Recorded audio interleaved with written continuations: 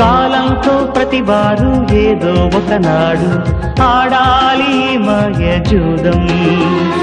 గెలిచామో ఓడామో అది ముఖ్యం కాదు, ఊహలతో వేయాలి పందెం. వరమేదో పొందామనుకున్నవారు పోయింది పోల్చలేరు, పోగొట్టుకున్నామనుకున్నవారు పొందింది చూడలేరు.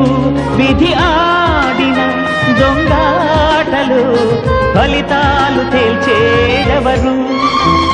స్వప్నాల వెంట స్వర్గాల వేట, తుదిలేని దోబూచులాట. ప్రతివారి కంట కొలువున్నదంట కోరేటి బంగారు కోట.